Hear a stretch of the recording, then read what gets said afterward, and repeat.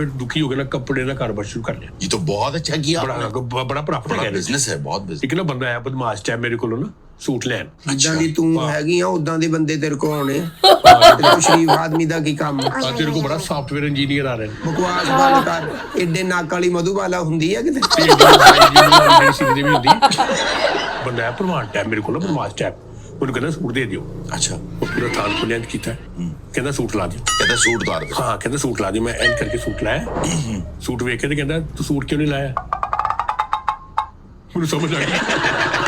ਮੈਂ ਲਾ ਚਿੱਤਰ ਲਿਆ, ਉਹਨੂੰ ਮੈਂ ਗੱਜ ਮਾਰੇ ਖਾਣਾ ਖਰਾਬ। अच्छा अच्छा अच्छा, आपने इसलिए फिर वो भी छोड़ दिया। ਦੱਸੋ ਹੈ ਗੱਲ ਕਰਨਾ? अच्छा अच्छा अच्छा ਮੈਨੂੰ ਕੀ ਪਤਾ ਸੀਤਾ ਸਲਾਇਆ ਮੰਗੰਡਿਆ ਖਾਣਾ ਖਰਾਬ। अच्छा अच्छा। ਕੰਮ ਤੇ ਲੱਭਦਾ ਨਹੀਂ ਤੇ ਕਿੰਨੀ ਕੁ ਦੇਰ ਅਸੀਂ ਢੀਂਗਣਾ ਤੇ ਮੰਗਣਾ ਵਾ। ਹਰੂਨ ਸਾਹਿਬ ਮੈਂ ਛੋਟਾ ਜਿਹਾ ਕੰਮ ਸ਼ੁਰੂ ਕੀਤਾ ਇਲੈਕਟ੍ਰੀਸ਼ੀਅਨ ਦਾ ਨਾ।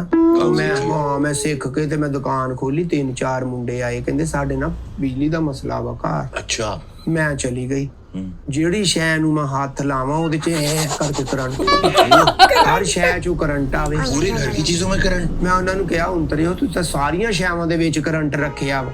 ਹਰੂਨ ਸਾਹਿਬ ਤੁਸੀਂ ਯਕੀਨ ਕਰਨਾ, ਮੈਨੂੰ ਕਰੰਟ ਨਾ ਪਵੇ ਝਟਕਾ, ਉਹ ਉਂਤਰੇ ਮੇਰੇ ਤੇ ਪੈਸੇ ਸੁੱਟਣ। ਕਹਿੰਦੇ ਤੇਰੇ ਕਰੰਟ ਦਾ ਡਾਂਸ ਲੱਗੀ ਕਰਨਾ। ਮੈਂ ਹੁਣ ਉੱਥੇ ਕੀ ਕਰਾਂ? ਮੈਂ ਕੱਲਾ ਮਾਂ ਮੈਂ ਫਿਰ ਆਪ ਗਈ। ਮੈਂ ਕਿਹਾ ਹੈ ਕਿ ਤੁਸੀਂ ਕੀ ਕੀਤਾ? ਕਹਿੰਦਾ ਯਕੀਨ ਕਰ ਹੁਣ ਇਹਦੇ ਚ ਕਰੰਟ ਹੈ। ਪਹਿਲੇ ਕਰੰਟ ਨਹੀਂ ਸੀਗਾ। ਮੈਂ ਫਿਰ ਦੁਖੀ ਹੋ ਕੇ ਨਾ ਮੈਂ ਦੁਕਾਨ ਪਾਲੀ ਪਰਚੂਨ ਦੀ। अच्छा ਆਪਣੇ ਮਹੱਲੇ 'ਚ ठीक है। ਇੱਕ ਕਮਤਰਾ ਆਇਆ, ਕਹਿੰਦਾ ਸਭ ਨੇ ਗਏ। जी जी। ਮੈਂ ਕਿਹਾ ਹੈਗਾ। ਕਹਿੰਦਾ ਕਿੰਨਾ ਕਿ? ਮੈਂ ਕਿਹਾ 15-20 ਕਾਚੀਆਂ ਪਈਆਂ। ਸਾਰੀ ਦਿਹਾੜੀ ਮੈਨੂੰ ਮਲ ਕੇ ਨਵਾਉਂਦੇ ਰਹੇ।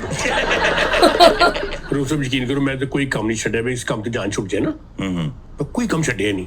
ਅਖੀਰ ਮੈਂ ਰਦੀ ਦੀ ਦੁਕਾਨ ਪਾਲੀ, ਕਿਤਾਬਾਂ ਦੀ, ਪੁਰਾਣੀਆਂ ਕਿਤਾਬਾਂ ਦੀ। अच्छा पुरानी किताबों की दुकान, बहुत अच्छी बात। ਜਿਹੜਾ ਵੀ ਮੇਰੇ ਕੋਲ ਗਾਹਕ ਆਵੇ ਨਾ, ਉਹ ਕਿਤਾਬ ਵੇਖੀ ਨਾ ਤੇ ਜਿਲਦ ਵੇਖੀ ਜੇ।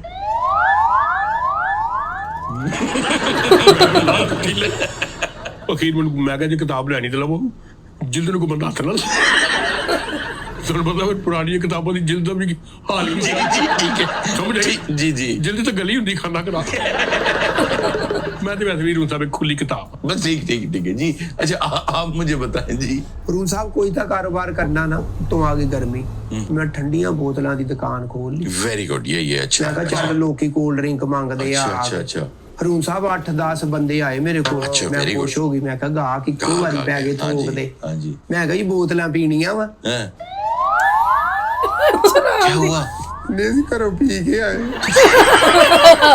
ਉਹਨਾਂ ਦੀ ਉਂਤਰਿਆਂ ਦੀ ਹਾਲਤ ਇੰਨੀ ਖਰਾਬ ਜੀ। ਮੈਂ ਸ਼ਟਰ ਦੁਕਾਨ ਦਾ ਥੱਲੇ ਸੁੱਟ ਕੇ ਕਹਾਂ ਦੁਕਾਨ ਬੰਦ ਵਾ, ਉਹ ਤਾਂ ਕਰਕੇ ਕਹਿਣਾ ਖੁੱਲੀ ਆ।